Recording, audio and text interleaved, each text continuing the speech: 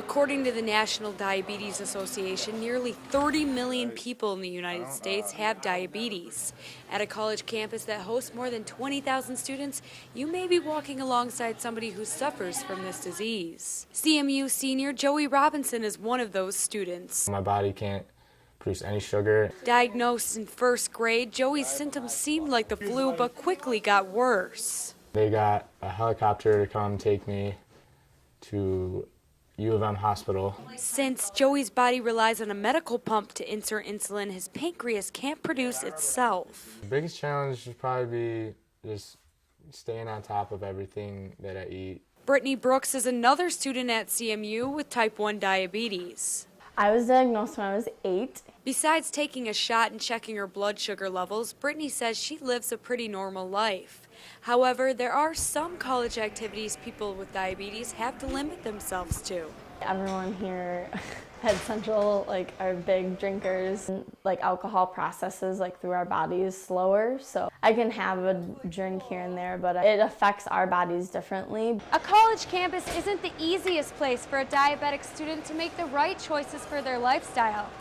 For instance, this plate of food might be dinner for an average college student, but for a diabetic, it could be dangerous. Your blood sugar is not supposed to go above 150. I've had my times where I'm in 500. If people with this disease aren't careful with what they eat, their blood sugar levels could suddenly drop or heighten dangerously. Sometimes this means giving up some of their favorite things. Junk food is probably the food that I have to stay away from the most. With the help of science and medicine, students that go away for college can manage diabetes. However, a cure for the ever-growing disease is still yet to be discovered. So fire up chips and wear blue to bring awareness to students like Joey and Brittany for National Diabetes Day on November 14th. Keep us in your thoughts.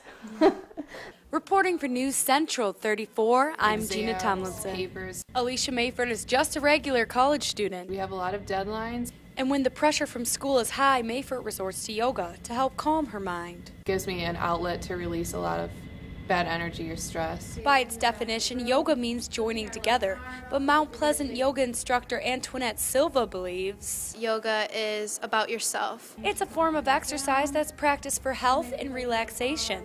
It reduces anxiety, it reduces any stress that you have. You come out feeling really refreshed, being able to release all of the energy and stress of the week. A huge part of yoga is guided meditation, and that doesn't necessarily mean choreographing every motion with every breath, but really remembering to breathe and focusing on that breath as you move. You can't have yoga without the breath. You're working your movement with your breath. The key is to drown out anything that distracts you and focus on each breath. Monitoring your breathing can help you do any physical activity better. And it's the physical part of yoga that helps people stay fit. I have heard so many different people say that they lost 5 pounds in the last month from coming to yoga. You have to use a lot of muscle to stay in a lot of the positions. That requires you to keep your core tight while balancing two at the same time. The chance to improve balance, flexibility, and strength keeps her classes full. But it's Silva's strong passion for yoga is really why she chose to teach it. At the gym, you're just kind of focused on, you're busy and you're constantly thinking about whatever. You see people reading magazines. Yoga, you're totally just calm, collected. You're not focused on anybody else but yourself. And if you think you need to renew yourself mentally and physically, yoga may be a good activity to try. Reporting for News Central 34, I'm Gina Tomlinson.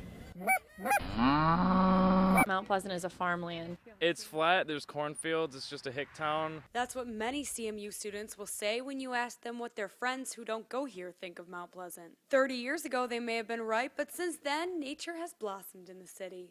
I don't think people realize what kind of a gem Mount Pleasant is. Parks and Public Spaces Chris Bundy works for Mount Pleasant and encourages students to discover the city's nature side. A lot of people even come from out of town to use the trails and so forth because they're very accessible. 4 miles of paved trails intertwine through the nature parks of Mount Pleasant. Often the parks and their trails go unrecognized, but for students like Nick Voids, they're a place to go and take a break from schoolwork. Miles and miles and miles and miles of trails. I can still get lost in them. It's awesome.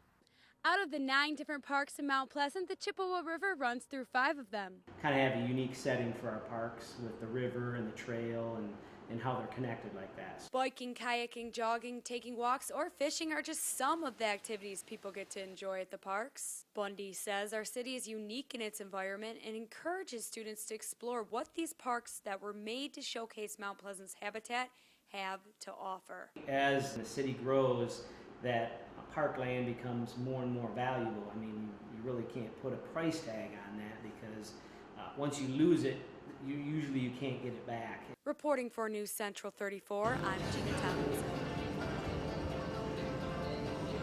Whether you're scaling a cliff in the mountains or being belayed inside a gym, rock climbing is a unique way to get your exercise. Central Michigan's Finch Fieldhouse is home to a rock wall where many climbers come to practice. Jared Blundy, who works at the rock wall, says one session on the wall puts ellipticals and treadmills to shame. I've talked to tons of people that come in here and say that I've gotten a much better workout than going to the SAC and working on machines. Also choosing the rock wall as his workout twice a week is Dean Horton.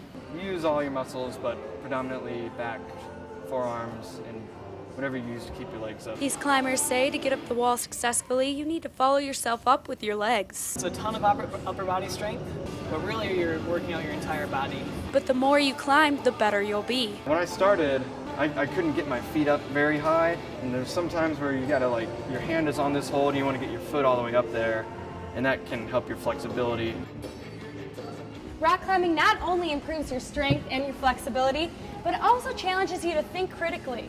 I think of it as like a puzzle when you're climbing the wall, trying to figure out where you can put your hands and your feet. There's more to it than just climbing up a wall. You're thinking while you're climbing as well. Deciding how to get to the top becomes a game in the realm of rock climbing. We kind of challenge each other to go up these routes and you can only use the rocks using that color tape. The challenge of it keeps me coming back. And if you keep coming back, the more you will improve. Once you can do it flawlessly, then I'm like, yeah, that was really cool. An exercise that works both your brain and your body. The climbers say that nothing compares to the feeling of victory when they reach the top and ring that bell.